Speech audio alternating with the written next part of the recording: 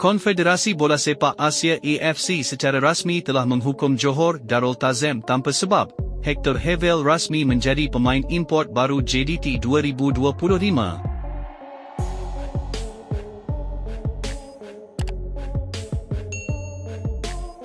Johor Darul Tazim secara rasmi telah didenda sebanyak 103,000 RM oleh Konfederasi Bola Sepak Asia AFC.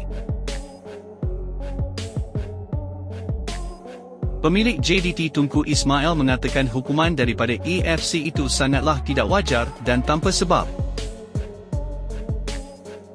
Denda daripada AFC itu sangatlah tidak wajar dan tanpa sebab. Kita rasa macam tak pernah buat salah besar sebelum ini, malah kita merasa telah dirugikan oleh pengadil AFC sebelum ini. Saya rasa AFC hanya mahukan wang sahaja, ujar Tunku Ismail. Namun menurut perkongsian oleh laman ASEAN Football, JDT telah didenda gara-gara tindakan penyokong ketika aksi AFC Champions League Elite menentang Buriram United lalu.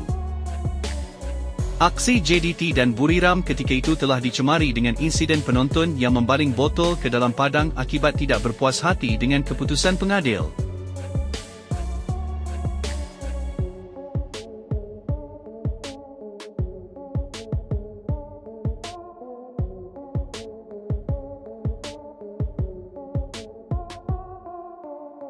Sementara itu, JDT didakwa telah memiliki satu pemain import baru yang juga akan bersama skuad Harimau Malaya, iaitu Hector Hevel.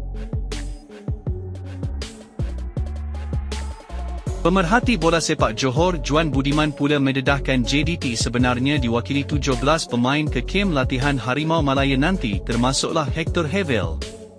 Keberadaan nama Hector Hevel ini jelas mengejutkan ramai peminat meskipun tonggak tengah Portimonense ini pernah menyatakan JDT adalah sebab utama beliau mewakili skuad Harimau Malaya.